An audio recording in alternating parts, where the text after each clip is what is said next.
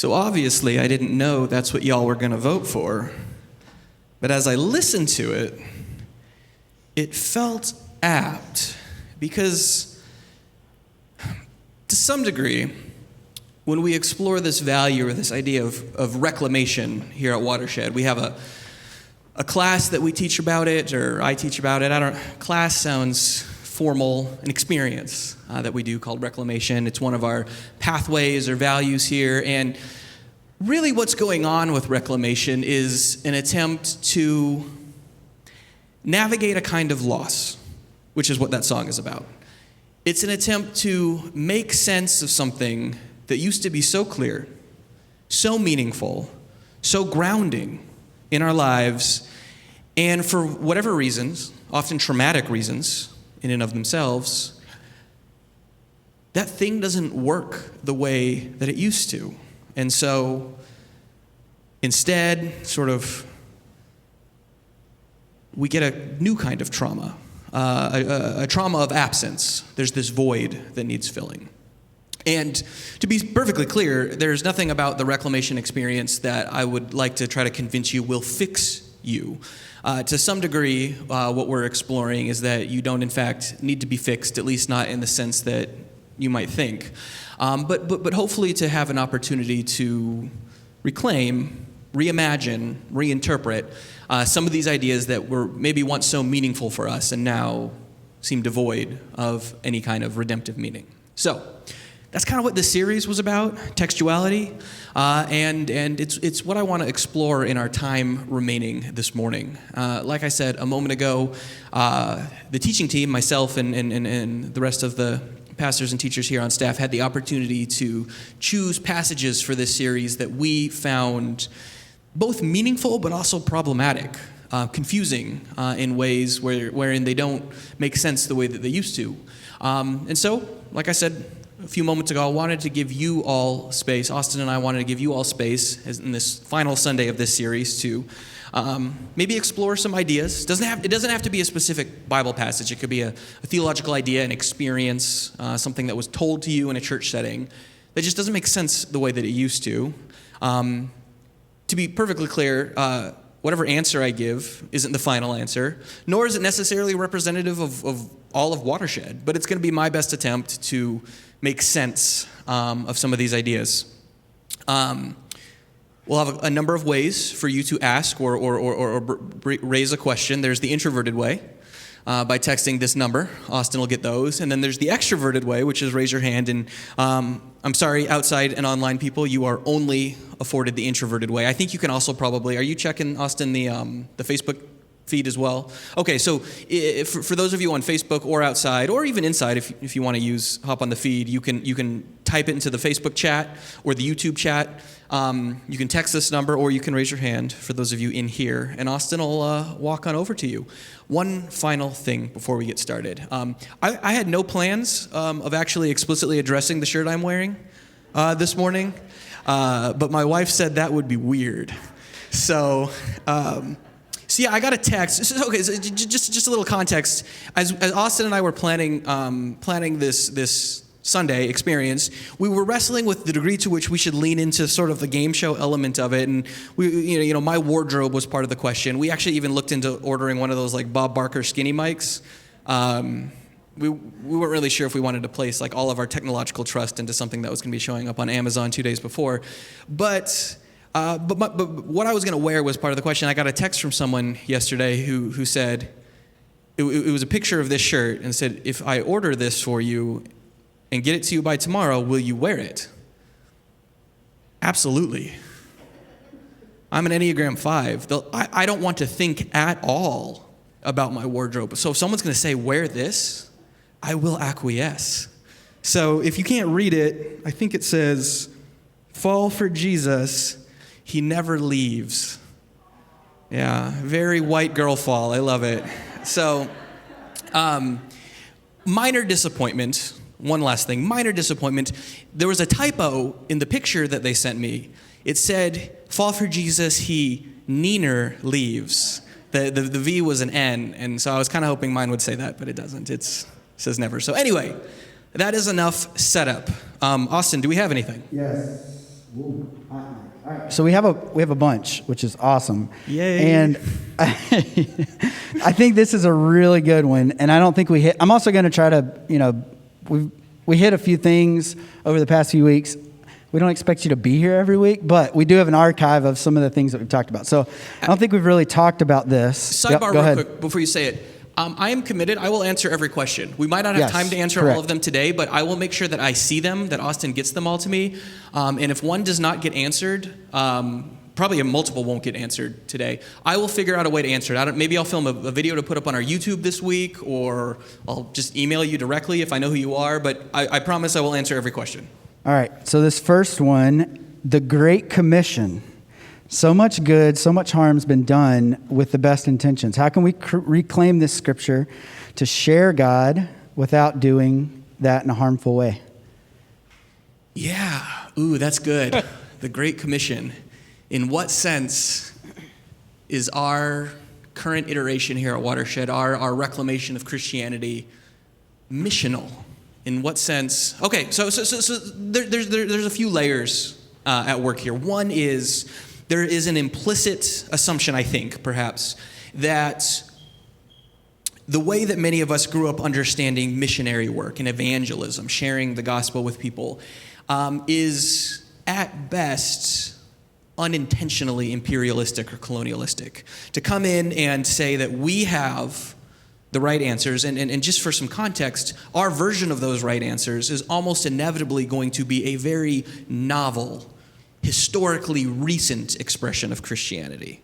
It's going to be a very Western American evangelical expression that has sort of only emerged in the last couple hundred years in this country, with minimal context, minimal understanding of the broad breadth and diversity of Christian thought and belief throughout the 2,000-year history since Jesus walked this earth, and the ways in which the Christian faith has not always appeared and taken the form of like a modern Western faith, in the intersections that Christianity has with Eastern faith, with other world religions, and of course, crucially, with the Judaism that birthed it. So that's sort of the context, this idea that whatever we mean by Christianity, it is the only right way. Scott talked about this a little bit in this series, talking about a passage from John where Jesus says he's the way, the truth, and the life.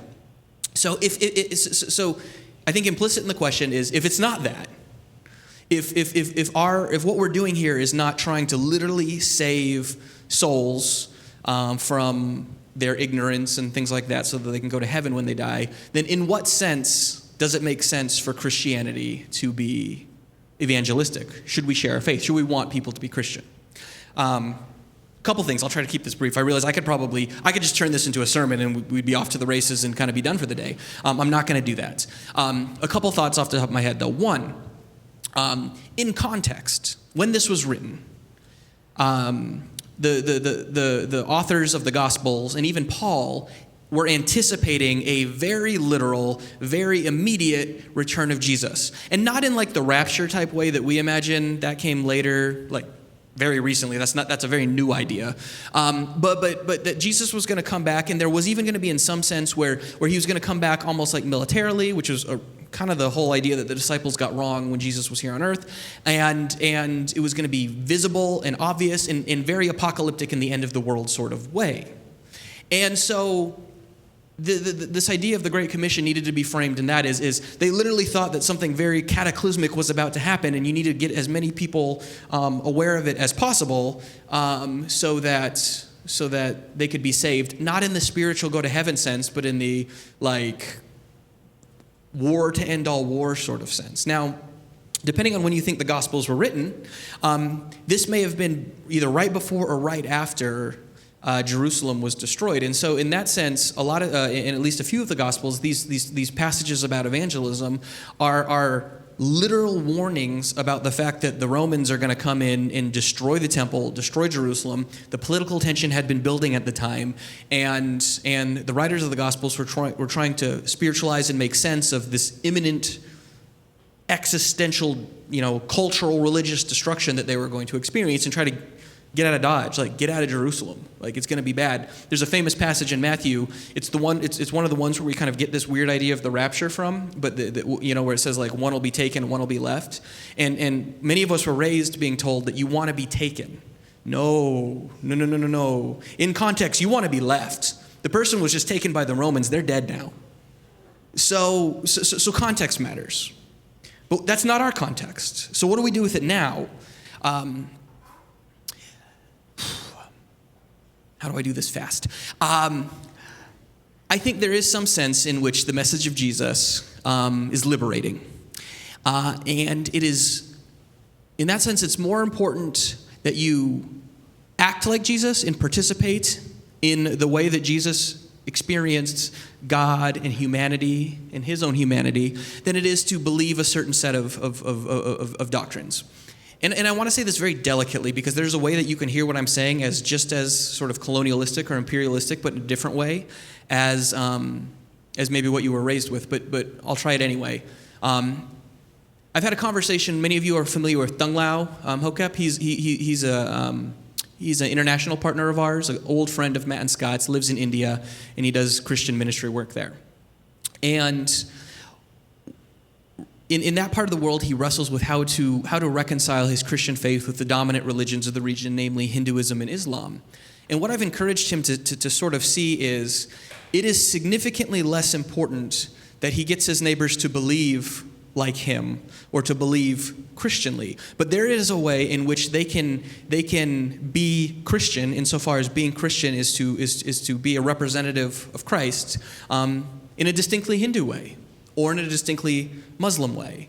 And certainly, I mean, the version of Christianity that is dominant in India is a very colonialistic Western Christianity that was imported during the colonial British period. So that's probably not even the kind of Christianity that I would want them to be practicing anyway. So I'm going to end it there. But yeah, there is a way to be Christian that has nothing to do with believing the right things, checking the right boxes, but it's taking on a sort of posture, a posture that I would argue is the posture of God revealed through the life, death, and resurrection of Jesus. And that doesn't require any kind of conversion experience. It is good news, and it is something worth sharing.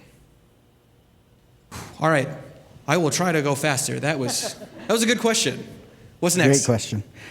Well, let me first ask, is there anybody who wants to raise their hand in the room or anything? And you can raise your hand. I'm going to read one, and then I can come to you. So, Psalm 139:16. You've got it memorized, the Bible? I do not. No, okay. All right. Too bad. All my days are written in your book. So, does that give you enough framework? Yeah. Yes, okay. Calvinism. Yeah. So, since God knows our life, even before we were born, he knows everything about us. Is homosexuality a sin, as many people say? God knows individuals will be in same-sex relationships even before they're born. Is he okay with that? I mean, short answer, yes. So there's a few questions here. One, there's a specific question about the ethics of, around sexuality, same-sex attraction, same-sex marriage, things like that. And then there's a broader question about the way that the sovereignty of God works. So I'm not going to spend a lot of time on the apologetic question. Yes, if you are LGBTQ, God's cool with it. I will die on that hill 100%. And if you need to know, if you need like my notes for that, I promise you I have them. But I don't even want to spend time entertaining that that's something that needs to be apologized for. So full stop. If you're gay, if you're lesbian, if you're trans, if you're bi, or anything in between on that spectrum, you're good. All right? And you're good with God. You're not just good with me. Yes, that was for God. The broader question of how this works like as far as the being of God, the sovereignty of God, and things like that. This is going to sound like a cop-out, but that's a song. Like that passage, like it's a song. Like songs use metaphor, they use hyperbole, they use they use analogy, allegory, things like that. It's poetry. And so a few things. One, if you've taken anything away from this Textuality series, I think I think one thing to take away is that there is a certain level of nuance when it comes to the authority. We talked about this in our panel last week for those who saw it. The way that we understand the authority of Scripture. But then even within the genres of Scripture, there are different intents going on. You know, and the Psalms are poetry. They're hyperbole, they're praise, they're lament, they're things like that. And so there's a sense in which it can be deeply comforting to take this literally, and in a sense in which it could be deeply traumatic to take this literally. And I suspect in the context that David or whoever it was that wrote this particular psalm wrote it, it was more of the comforting sense. And I know that doesn't mean that there is not some sense that whatever we mean by God is, you know, working in and through the ebbs and flows of cosmic history in some meaningful way. And there's actually lots of really interesting avenues that we could explore that. I did a Reclamation block earlier this year called Reclamation God, not ambitious at all.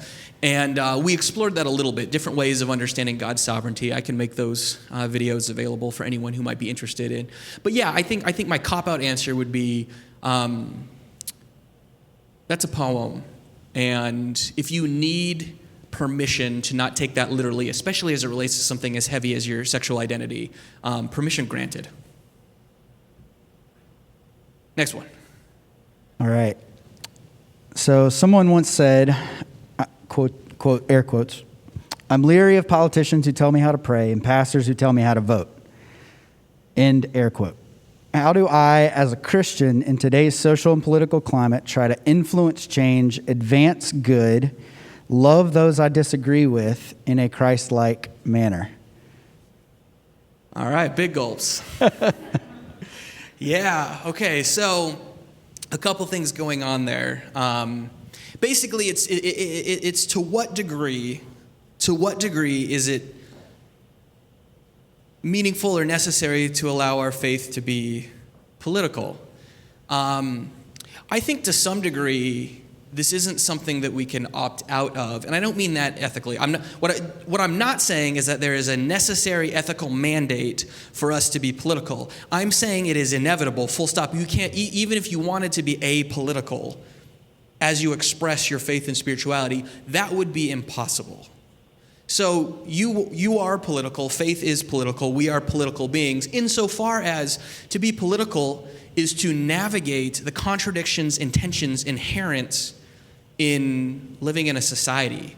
If you don't want to be political, then you were probably, the only way that you can do that is to be blessed enough to have access to some plot of land off the grid somewhere, and you have the requisite skills to subsist on your own hunting and gathering.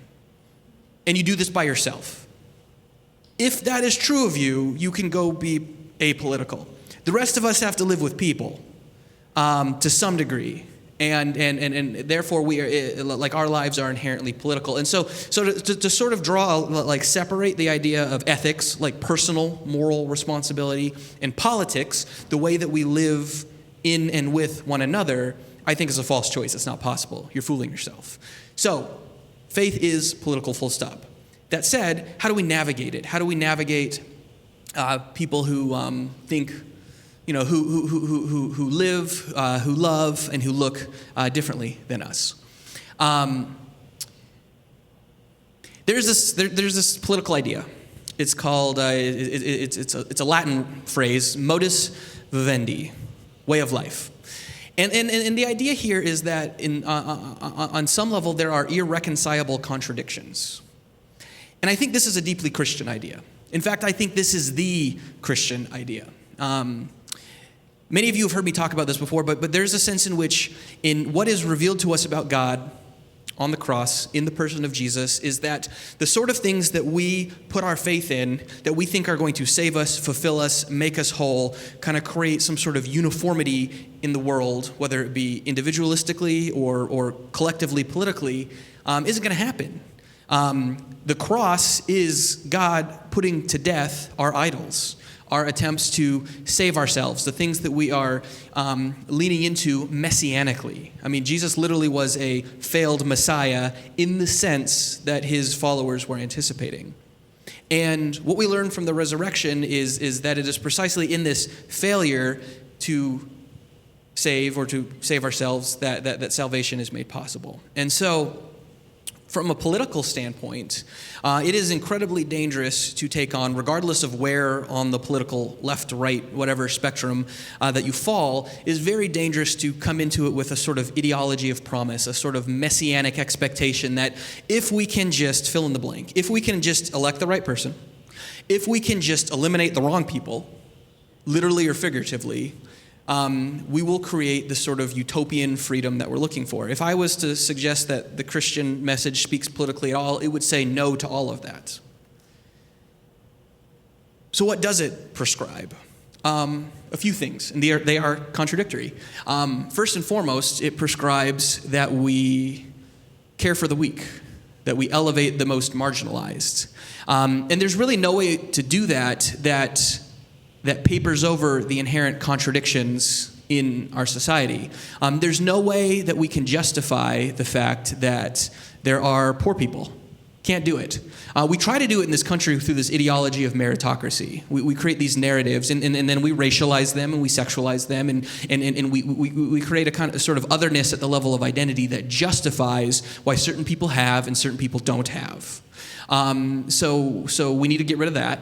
We need to see through that narrative, undermine it. But I think a lot of what we do politically, in the guise of both conservative and progressive Christianity, is it's surface level. It's aesthetic. It's if we can get things to look the right way, we can create a more just and generous version of the actual systems of oppression that are enslaving all of us. But Paul talks about our enemy, and he talks, and this is in Ephesians, our enemy is not with flesh and blood, but it's with powers and principalities. And you can understand that in a very kind of abstract, angel, demon, spiritual way, and that's fine.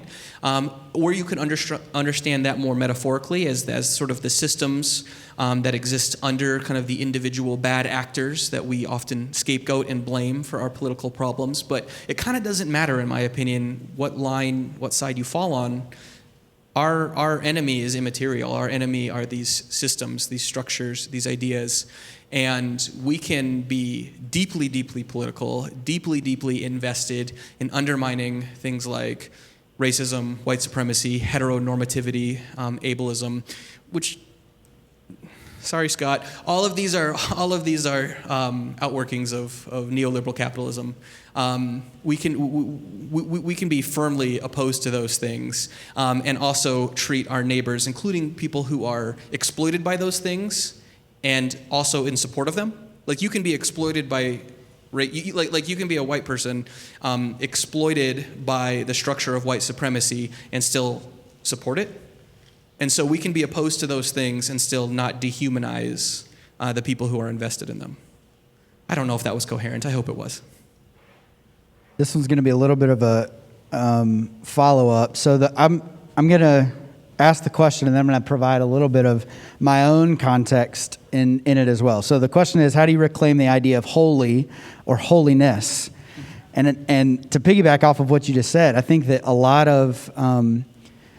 of how people get separated into good or bad or what you should or shouldn't do comes from this idea of what is holy, what is not, and how do you achieve or get to some version of holiness?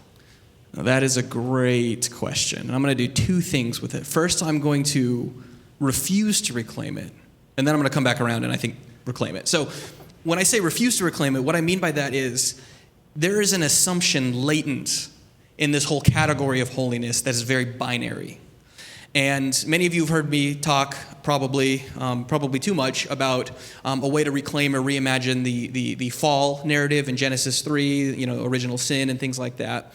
And my takeaway from that is that we need to avoid the binary that the serpent, often identified with Satan, but that's arbitrary. The serpent in the narrative, Adam, Eve, fruit, the serpent's like, you can be like God, knowing good and evil. He sets up this binary. And that binary is the problem. Because the moment you have a category for good or evil, in or out, holy, unholy, clean, unclean, You will identify the quote-unquote good side of that with some kind of salvation, some sort of utopia, and the ends in pursuit of it will always justify the means. Because if we can just get to heaven, it'll all be okay. And so this creates the very scapegoating mechanism or mechanic or technology that is at the root of most of our socio-political turmoil, not just in this country, but throughout human history. And so to some degree, I want to problematize the very notion of holy insofar as it represents the good or the clean or the pure. Because if we learn anything from the person of Christ, it is that God or the divine identifies God's self precisely in the unclean, precisely in the human, precisely in that which is crushed by the powerful. And so what is in the Christian sense, or in God's eyes, most holy, is precisely that which is, in human estimation, least holy. So there's sort of a reversal or a flip or an undermining here. So in that sense, I want to say that holiness is a useful category insofar as we can problematize it and look for the image of the invisible God in the places that we are taught not to. The other thing I'll say, and this is, if that wasn't reclaiming holiness, I will say there's another element to it. There is a sense in which holiness can have this notion of being above reproach. And I think that this is still worth elevating. I had a question recently from a well-meaning, not concerned, but like a well-meaning grandparent who was going to be bringing their grandchild into our children's space. And they wanted to make, for very justifiable reasons, they wanted to be absolutely crystal clear that we had robust policies protecting our kids when it comes, from would-be abusers. And so I walked her through the different background check policies and fail-safes that we have, making sure that we don't allow, kids to be, alone, with adults and things like that, all these different things. And the way I framed it is a way that I might frame holiness insofar as not only do we want to avoid doing the abusive thing, but we also want to protect our volunteers from being in a position where they could even be accused of doing the abusive thing.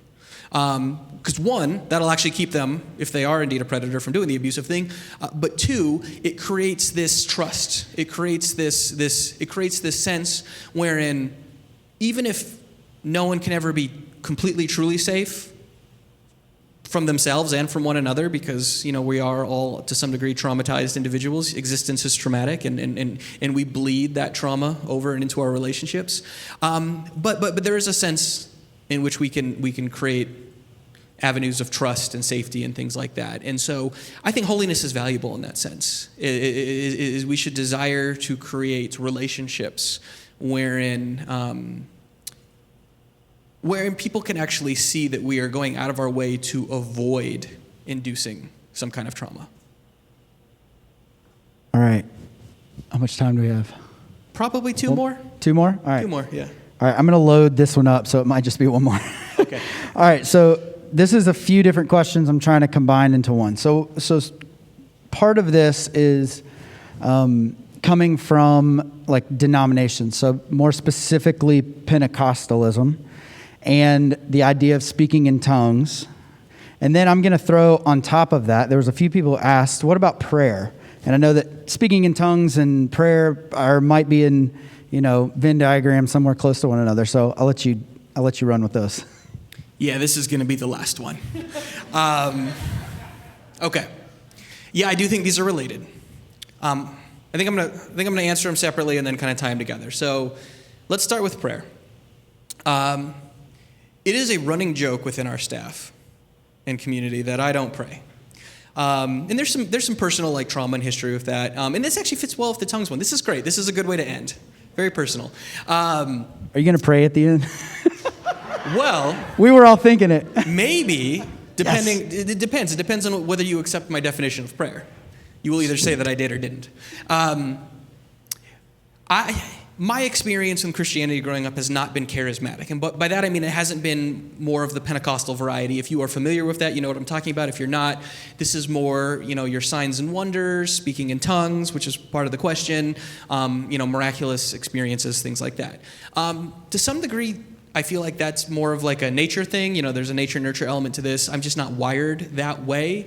But it was always kind of a source of insecurity, shame even, that I didn't experience like live musical worship the same way that many of my coworkers, peers, and friends did. But also that my experience with prayer was not as robust and meaningful as theirs. And so when I got to the point, as I got here, leading up to my time here at Watershed, where, I didn't really need to do that anymore, and people would be okay with it, I experienced that as incredibly freeing. And so you typically will not hear me end a sermon. I think, Susan, you even commented on it the first time you were here. He said, wait, is he going to pray? And I just kind of walked off the stage. That's been very freeing, even healing for me. And I think that for many people, that isn't an issue. They just, they continue praying, the way that they always have, and that's fine. And there's some theological questions there, when it comes to the efficacy of prayer. I see people praying for things as mundane as, weather for their kid's baseball game or finding, the appropriate parking spot in the Trader Joe's parking lot, which I get why people would pray for that. That's a terrible parking lot. But it does raise certain kind of ethical questions, like if God is actually paying close enough attention to our lives to grant us the right parking spot, but then like terrible things are happening at other parts of the world, how does that square? So prayer isn't necessarily just problematic for me personally in the way that I'm wired, but it raises deep questions about the nature of God and whether this God can be coherently described as good. So I'll say this, because I knew this question was coming. For me, prayer is a posture. Sometimes that posture takes the form of words that are said, that are directed to the heavens, to God. But prayer, first and foremost, is a posture, which means that sometimes it's going to be spoken, sometimes it's going to be embodied, sometimes it's going to be performed, sometimes it's individual, sometimes it's communal. But crucially, it's a posture of, I'm going to call it dependence. The posture of prayer acknowledges, on some level, that we are not our own, that there are things beyond us and outside of ourselves that are beyond our control, that leave us vulnerable, even traumatized. And there is something saving about orienting ourselves honestly to that posture. Because that is precisely the posture embodied by Christ on the cross. One that gives up the gambit of securing ourselves according to whatever means that we've identified that's going to save us. It's a posture that is a posture that's open to the traumas of existence, but crucially and hopefully also the possibilities of existence. There is a certain vulnerability in prayer wherein, in abandoning the sort of things that we use to buffer ourselves against the world, against each other, and crucially often against ourselves, we're made vulnerable, but that vulnerability then becomes this kind of side of universality. It's the opportunity for us to see that all of us are collectively vulnerable. And by that, I just mean we're collectively human. In a very Christian sense, by that, I mean we're collectively divine. And so prayer is taking on that posture. Taking on a posture of vulnerability, which then frees us to be with and to be for one another. And that freedom is scary. It's scary to be that vulnerable and look yourself in the face, much less look someone else in the face. Which is why it's important to not just see prayer as an individual pursuit, but also something that we not just say, not just do, but also embody collectively. So for some of you, that might continue to take the form of verbalizing petitions, praises, inquiries to God. For some of you, that might take the form of certain practices around silence, around retreats, around fasting, and things like that. It's going to look different for all of us, but I think the common denominator is this posture of vulnerability, this freeing vulnerability that opens us to be with and for one another. Now, how does that relate to tongues?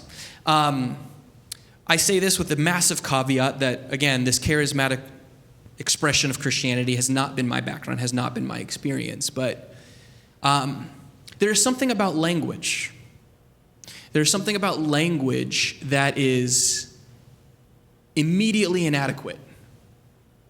We have cliche phrases like words fail.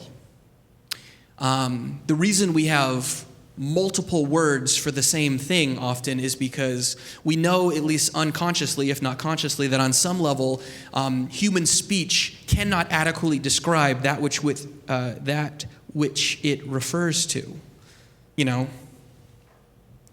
Like the word stool does not completely encompass the essence of, stoolness.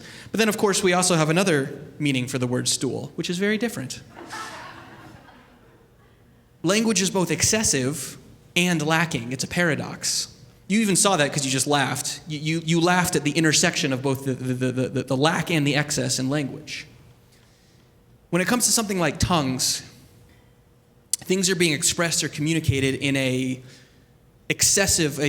supra, above linguistic level. Yes, they're utterances being created by your vocal cords, but there's not necessarily a direct correlation between the utterances being said and this sort of ecstatic, outside of yourself experience that is being borne witness to.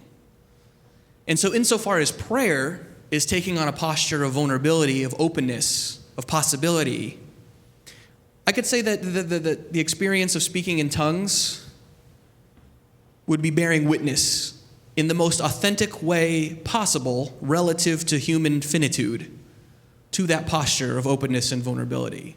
And it's precisely in the lack of coherence, lack of concreteness to the language that is expressed. Because the moment we speak more concretely, there's a limit, there's a caveat. It's yes, but.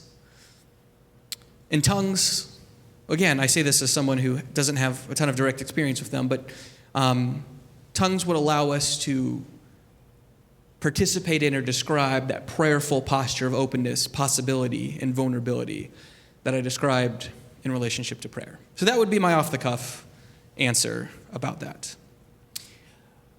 This was fun for me. I hope it was fun for you. If not, don't worry, we won't do it next week. But I'll stick around. If anyone didn't get your question answered, I'll hang out in the back and I'd be happy to tackle a few more. But like I said, I will make sure I get all of the ones we didn't hit from Austin. And I don't know, Samantha, there you are. We will maybe film something we'll stick on our YouTube this week where I get to tackle more of them. But thank you all for being here. Here's the prayer part. May you, this week, experience both the openness, the vulnerability, but also the possibility that God offers. Precisely in that very vulnerability. May you be open to be with and for not only one another, but with and for yourself. Because often being with and for yourself is the hardest and most traumatic of those.